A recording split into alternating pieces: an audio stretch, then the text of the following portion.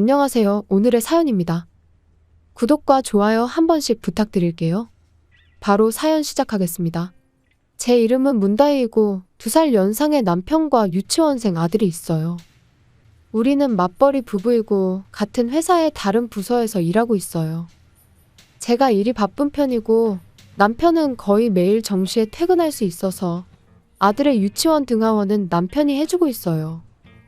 저녁 식사는 주말에 만들어 두었던 음식 등을 활용해 평일에는 쉽게 만들 수 있도록 노력하고 있어요.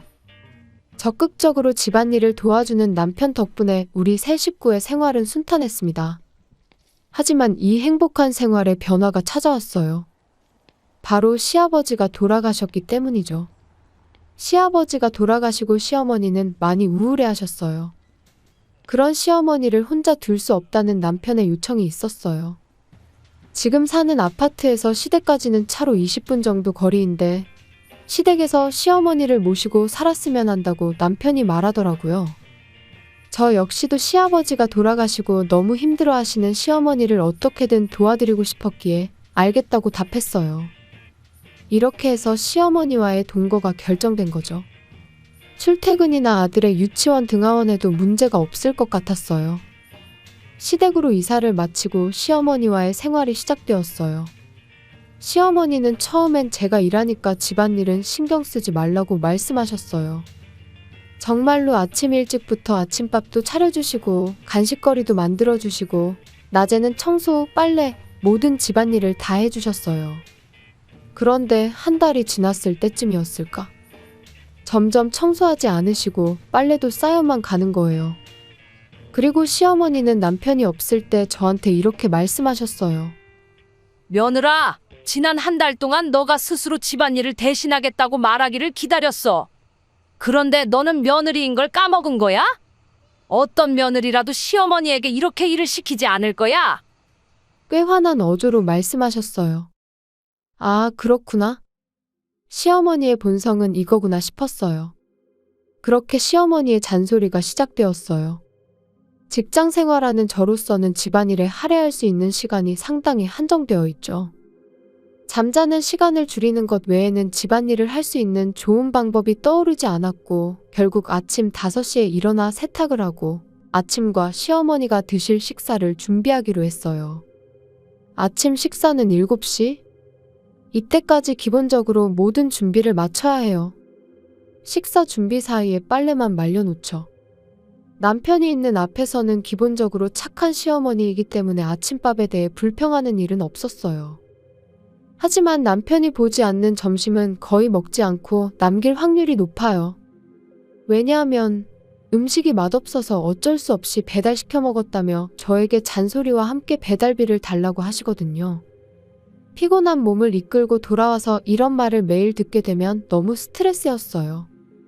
하지만 제 하루는 끝나지 않아요. 시어머니 때문에 집안이 어지럽혀져 있는 걸 청소해야 하기 때문이죠. 요즘은 제가 바쁘게 지내는 모습을 본 아들이 청소를 도와주기도 해요. 고사리 같은 손으로 엄마 도와주겠다며 옆에서 거들어주며 힘내라는데 힘내라는 아들의 말에 울컥하면서 청소했어요. 저녁도 온 가족이 함께 먹는데 시어머니는 속이 안 좋다며 얼마 먹지도 않고 식사 도중에 자리를 떠요. 남편은 시어머니의 말을 그대로 받아들이기 때문에 소화 잘 되는 보약이라도 한 채 지어줘야 되는 거 아니냐고 걱정하는데 제 생각엔 저를 괴롭히기 위한 것일 거예요. 제가 그렇게 생각하는 데는 나름대로 이유가 있는데 시어머니의 방에는 엄청난 양의 과자가 쌓여 있어요. 저는 그것들을 시어머니가 매일매일 먹고 있다는 걸 알고 있어요. 시어머니는 저를 괴롭히면서 점점 기운을 차리는 것처럼 보였어요. 남편은 시어머니가 점점 더 건강을 찾는 걸 보고 함께 살게 돼서 좋다고 생각하는 것 같지만 제가 그 대신에 지쳐가고 있는 걸 눈치채지 못하고 있는 것 같아요. 남편이라도 저에게 좀 더 신경을 써줬으면 좋겠는데 그렇게 생각해도 무뚝뚝한 남편은 제 마음은 모르는 것 같네요. 아들이 다행히 제 편을 들어주니 유일한 위안이 되네요. 시어머니가 음식에 집착하는 이유는 저를 괴롭히는 것 말고도 사실 또 하나가 있어요. 그것은 바로 당뇨로 인한 식사 제한이 있기 때문이죠. 즉 당뇨병 식단이 마음에 들지 않는다는 뜻이에요. 그런데 시어머니의 당뇨가 상당히 진행되어 당뇨막 막병증이라는 합병증을 앓고 있어요. 상태가 심해 식이요법을 지키지 않으면 조기에 실명 위기에 처할 수 있는 상황이죠. 그런데도 치료도 제대로 하지 않고 병원에 가서 의사에게 오히려 화를 내는 경우가 많아요. 대체로 식단이 마음에 들지 않아 배달 음식을 먹는다든지, 저녁도 속이 안 좋다며 과자를 먹는다든지 당뇨병 환자로서의 자각이 너무 부족해요. 이쯤 되면 남편에게 말하지 않을 수 없어서 시어머니의 식사에 대해서 모든 걸 말했어요. 제 이야기를 들은 남편은 깜짝 놀란 표정을 지으며 바로 시어머니를 찾아갔어요. 그리고 시어머니를 엄청나게 화나게 한 것 같았어요. 눈이 보이지 않아도 괜찮아. 앞이 안 보이면 어떻게 살 생각이야? 혼이 난 시어머니는 일주일 정도 제가 만든 당뇨식만 드셨던 것 같아요. 하지만 원체 식탐이 많은 시어머니는 금방 원래의 식습관으로 돌아갔어요. 게다가 저에게 절대 실명 같은 건 안 하니깐 호들갑 떨지 말고 남편에게 괜히 말하지 말라고 하더라고요. 무슨 자신감으로 이런 말을 하는 것일까요? 얼마 전 시어머니의 진짜 상태가 궁금해서 시어머니가 다니는 병원을 찾아가 봤어요. 의사의 이야기를 들어보니 정말 실명 위기에 처해 있다고 하더라고요. 가족들이 신경을 많이 써줘야 한다고 하는데 어떻게 하면 시어머니에게 이 마음이 전달될 수 있을지. 얼마 후 시어머니는 정말 당뇨 합병증으로 실명에 이르게 되었어요. 그리고 시어머니는 실명의 책임을 제게 떠넘겼어요. 제가 식습관에 신경 안 써서 이런 일이 생긴 거라며 절대 용서하지 않을 거라는데 다짜고짜 저보고 회사를 그만두고 간병하라고 하는 거예요. 그리고 시어머니는 남편에게도 일방적으로 요구했어요. 엄마, 집사람은 일을 그만둘 수 없어. 엄마가 모르겠지만 시어머니가 남편의 말을 가로막았어요. 무슨 소리야? 이렇게 별 볼 일 없는 애가 무슨 대단한 일을 한다고 그래? 너가 버는 것만으로도 충분한 거 아니야? 정말 시어머니는 이 집 살림살이가 어떻게 돌아가는지 모르는 것 같아요. 일단 저는 휴가를 내고 시어머니의 간병에 신경 쓰기로 했어요. 앞이 보이지 않는 시어머니는 이기적으로 변해버렸어요. 실명의 원인이 된 당뇨병은 완치되지 않아 앞으로도 다른 합병증을 유발할 가능성이 있다고 의사에게 들었는데도 아직도 식단과 식사량에 불만을 가져요. 눈이 보이지 않아서 먹는 것밖에 재미가 없는데 이런 것만 어떻게 먹고 사냐며 시어머니의 폭언이 매일 이어졌어요. 그래도 일상생활에 간병이 필요하니 화장실에 갈 때나 목욕, 산책 등 온갖 명령만 늘어놓아요. 말투도 온통 명령조로 말하는데 저는 고민하다가 남편에게 이런 사실을 말했어요. 오늘도 식사에 대한 불평만 늘어놓으셨어. 무슨 일을 하든 명령조로 말하시고. 미안해 여보. 내가 당신 일해야 한다고 다시 말해볼까? 그래주면 좋겠어. 이제 간병휴가도 끝나면 어떻게든 해야 하니까. 저는 남편이 시어머니 편이 아니어서 다행이라고 생각했어요. 2주가 지나고 이제 간병휴가도 한계에 다다랐어요. 시어머니는 여전했고 남편이 도우미를 구하려고 한다고 말하자 돈 아깝게 뭐하러 구하냐며 그냥 저보고 계속하도록 해라고 말하는데 남편은 그럴 수 없다고 했어요. 왜냐하면 제가 이 집에서 제일 많이 버는 사람이기 때문이고 이 사실을 알려줬어요. 남편의 대답에 시어머니는 큰 소리로 웃음을 터뜨렸어요.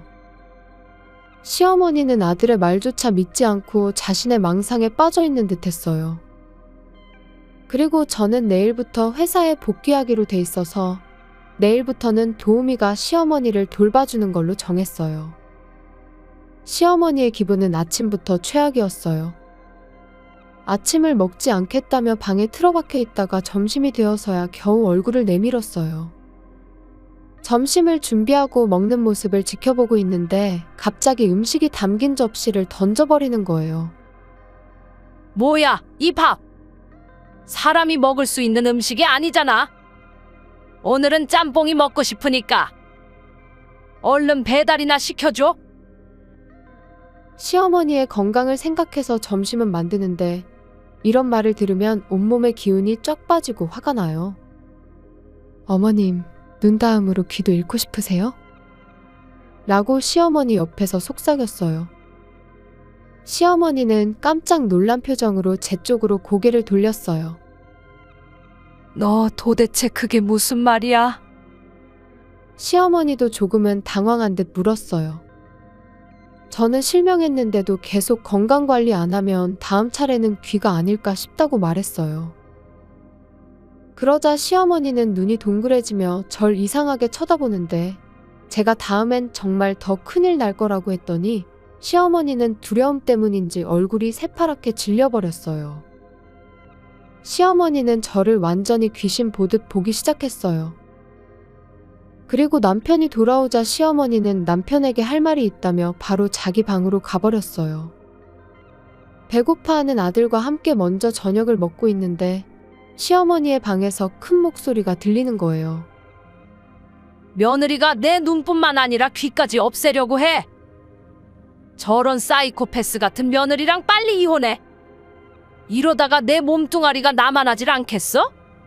남편의 목소리는 들리지 않아 알 수 없지만 분명 시어머니를 달래려고 하는 것 같았어요.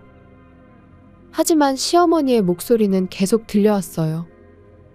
그러자 남편이 나와서 시어머니의 방문을 쾅하고 힘껏 닫았어요. 그리고 남편이 터벅터벅 우리 쪽으로 오더니 이 집에서 나가자며 짐을 싸라고 했어요. 갑자기 왜 그래?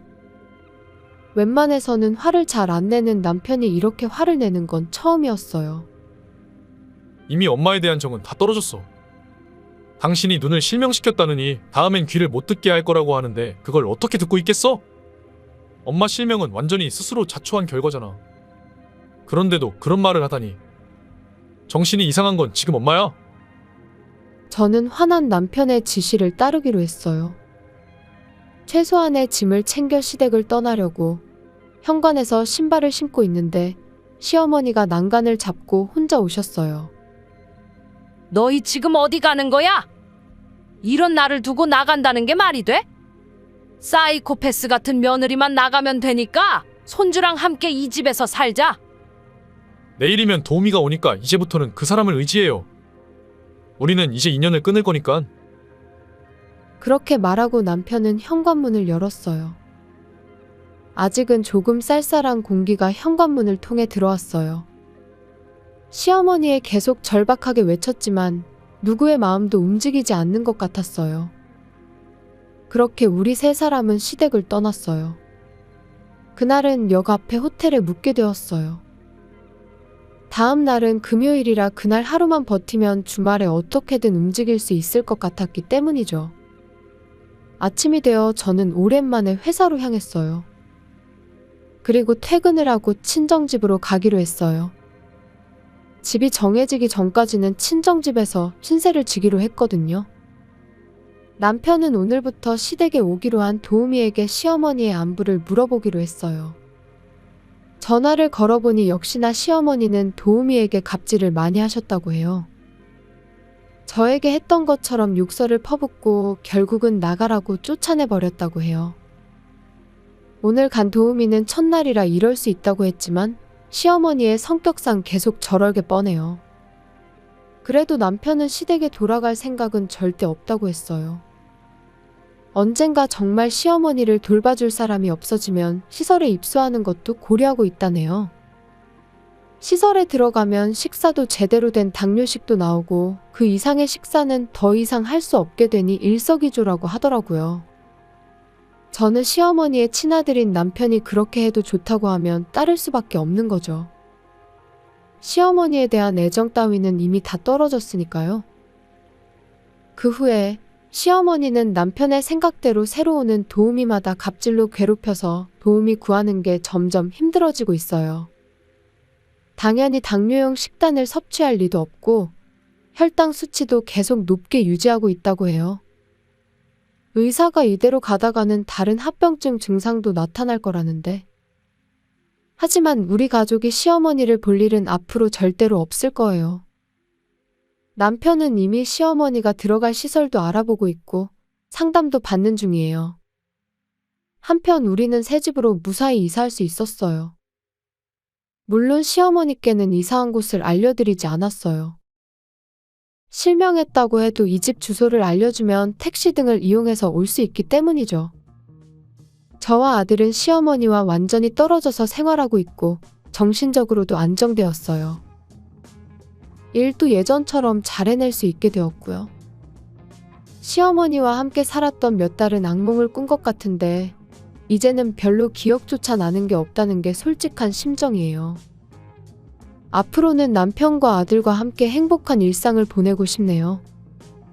시청해주셔서 감사합니다. 그럼 다음 영상에서 다시 뵙겠습니다.